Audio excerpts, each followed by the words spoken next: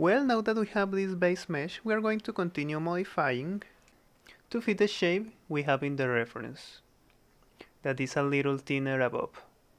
And for that, we are going to use a modifier called the mesh deform. That modifies an object using another object to do it. Then, for that, we will come here to edit mode. We can select this ring below and duplicate it with Shift D. And we're going to move it until it covers a little the edges of the mock. If we see it from above, this circle is around the jar. Then we can press P and separate selection. And now it is in a separated object. I'm going to apply the two modifiers, and if we come to edit mode, we can manipulate now the vertex individually. Here we can see that this one is separated, and that is because the simple deform modifier curved all the object around to complete a circle, but it doesn't merge this vertex here. So we have to join them manually. Let's go to edit mode, select everything, and press Alt N, merge by distance. And it merged all the vertex in the same position. Here appears an advice that says one vertex has been removed. So now we're going to continue extruding this up in the Z-axis. And the idea is to create a mesh that covers all the model, and that's what we're doing here. But sometimes it can happen something similar to the problem in the ring that we have. We can see it here. Some faces can be inverted. Go to edit mode and press Shift N or Control N to recalculate. And this is a good idea to do it from time to time to be sure that you don't have any inverted faces. Okay, now we're going to close this cylinder up here. And for that, we're going to use this option that we have here, and it's called the auto merge. I'm going to activate it. If you don't have this option, you can right click here and select show header. Okay, I'm going to select all this loop from above. I'm going to press E to extrude, S to scale, and 0. And here, because of this option, all these vertex are going to be merged in the middle. I'm going to do the same here, E, S, and 0. And now we already have this cylinder completely closed. Now, to be able to visualize it better, I'm going to come here to the object options, and in display, I'm going to select wire.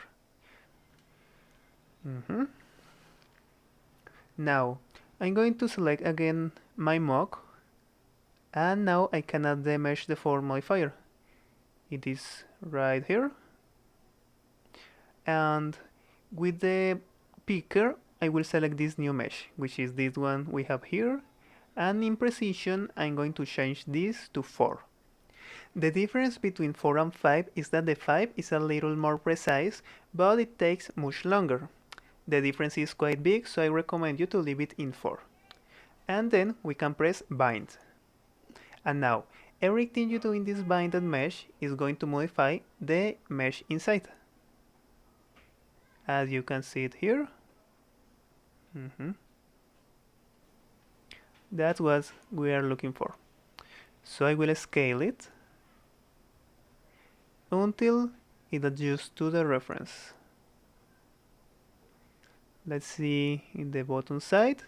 Maybe use a little, something like this. Okay, that's it. Well, I think this is okay. I think it doesn't need any more adjustment. But one thing I can see is that the rivets were stretched, as if they were compressed. Then, to modify them, I'm going to activate these two boxes here. And I'm going to edit mode, and I will select the rivet and scale it in the x-axis, so that it recovers the circular shape. The bottom one also got deformed a little, not as much as the top one, so I'm going to scale it on the x-axis just a little bit. And we already have this circular shape again. Okay, The following is to start adding the subdivision modifier. Let's add the bevel modifier first, which is the one that is soften all the edges, and I will use it in angle. So in this case, every edge that has 30 degrees or more is going to have the bevel. We can adjust here the distance. I want it very thin here, and I also wanted to add a bevel here in this part right here. So I will start to moving down this angle, and there it is adding more edges. But well, here we have a problem, and that is that when I move down the angle, it makes the bevel here, but it also do it here in the ring, and I don't want the bevel there.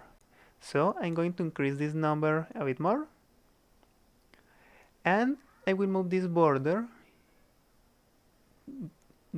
here inside to force the bevel modifier.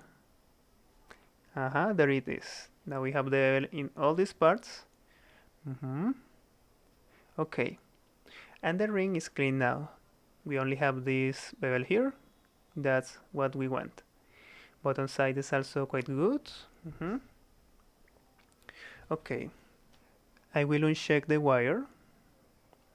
I will change this to object shade smooth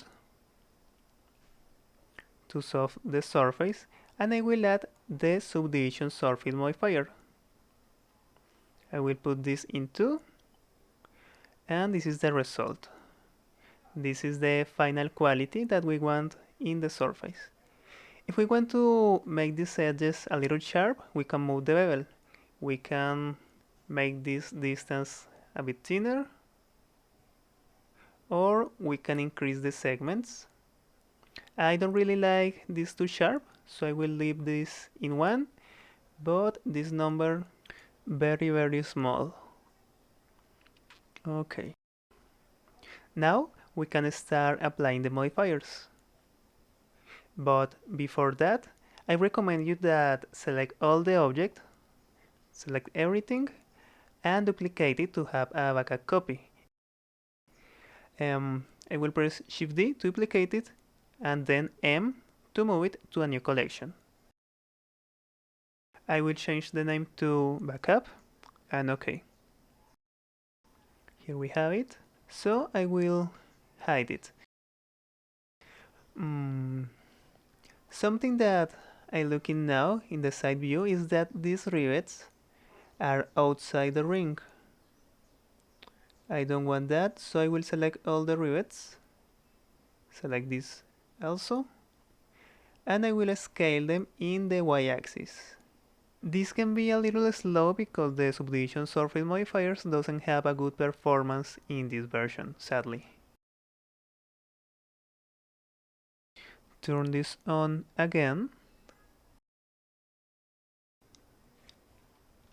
They are still outside, so I will move them more. Something like this, better. I think this is fine.